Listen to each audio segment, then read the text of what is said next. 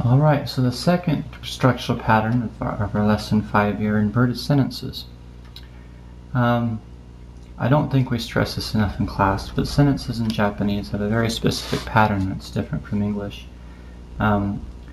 Japanese, what we call an SOV language. It's right down here. Subject, object, verb.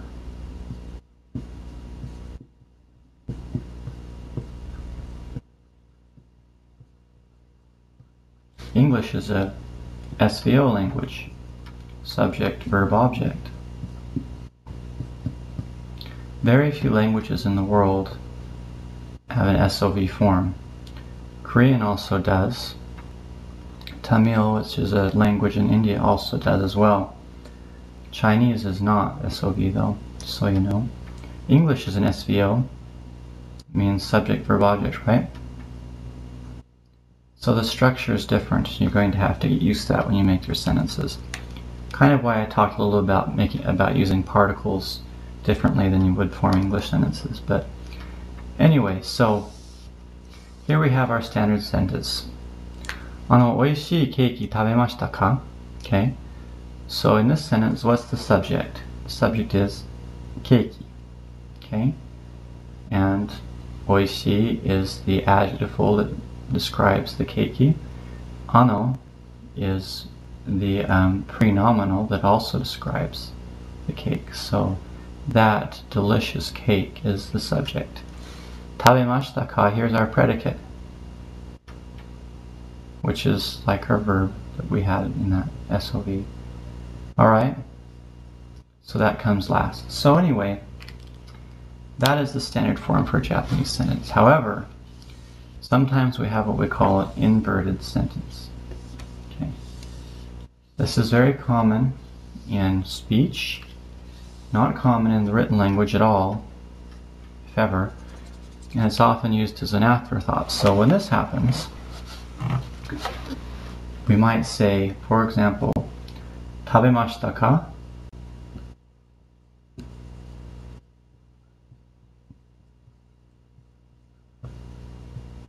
Ano, 美味しいケーキ. Okay, here the predicate's coming at the beginning and the subject's at the end. That's not a standard sentence, it's inverted.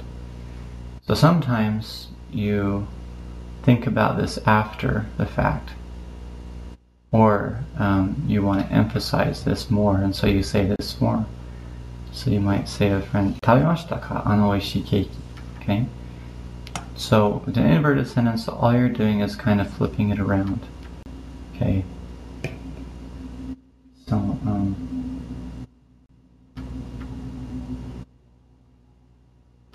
or if you want to give more details after you've already given details here. So, anyway, if you want to start with a predicate and a particle, then add on more information after that. That's an inverted sentence. Okay, the third structural principle for lesson 5b is hodo. Okay, so there's three things you want to know about hodo. It follows a quantity, and it makes an approximation about that quantity, and states that figure as the upper limit.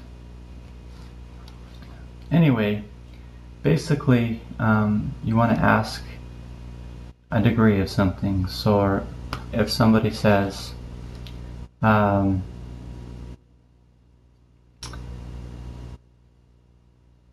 let's see,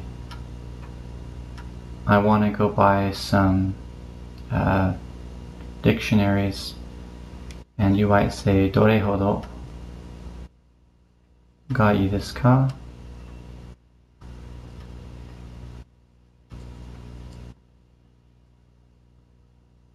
And, you know, I'd be asking, how many is good? How many do you want? What's the upper limit of what you want? どれほどがいいですか? And you can respond in Japanese and say, 二つほどがいいです.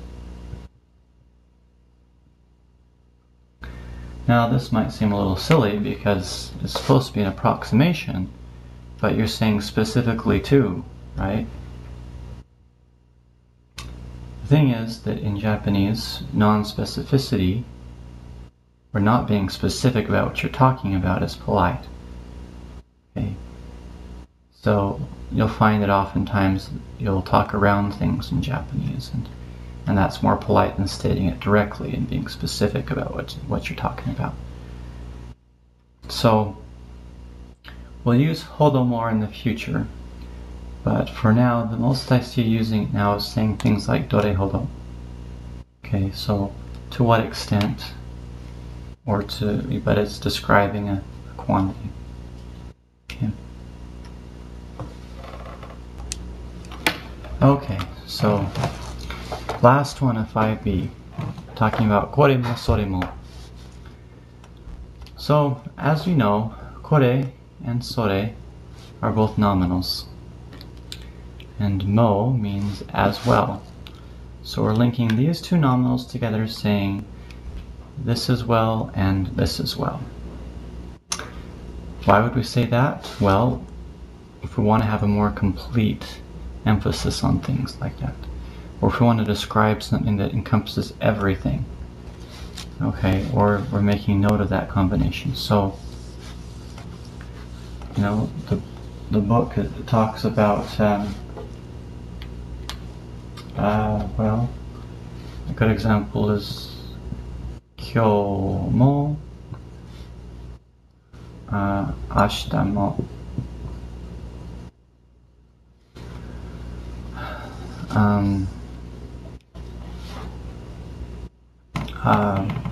Ikimasu, say for now. Let's say you're going to Disneyland and you want to emphasize that I'm going today and tomorrow. So these are both emphasized. You're saying I'm going today and tomorrow. So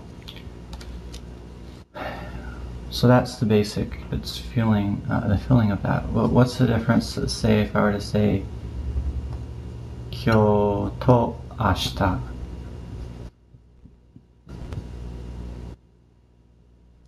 Ikimasu. Well, this tends to provide just more information about what you're doing. It's not emphasizing the importance of both of these things together. It's just saying that, you know, this is kind of what happened, what I'm doing. We might think, okay, well, this is a surprise, or this is extra, because, wow, I get to go tomorrow and today. Kyou mo ashita mo. Or if you just say, I'm going today and tomorrow. See, there's a little difference in emphasis there. Also, the construction. When you have kyou to ashita, ikimasu is the verbal right, or the predicate in this case. This comes, well, right before ikimasu. But,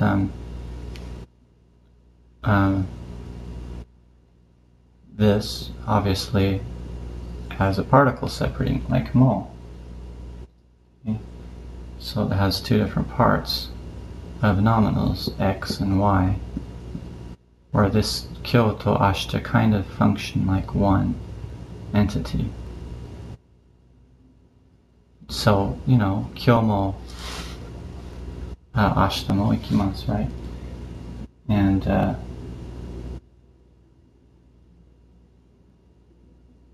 yeah, that's kind of how that works. So anyway, just fairly straightforward. Kyou mo ashita mo ikimasu.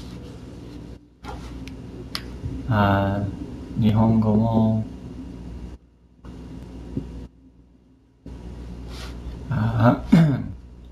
Roshiago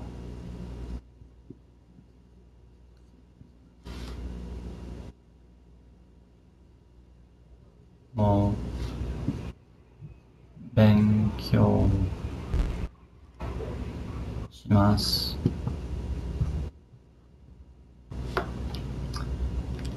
I'm studying Japanese and Russian. Okay, and that's pretty cool. That's pretty pretty significant because I'm going to do Russian and Japanese. Okay, so what if we just said total instead here? It's just straightforward information like, well, you know, I'm studying Japanese and Russian, and that's just information I'm giving you. So it's kind of a different feeling to it. So anyway, you could link up two different nominals with mo, and get this this kind of description of the inclusion. So anyway, so I think that's all on that one.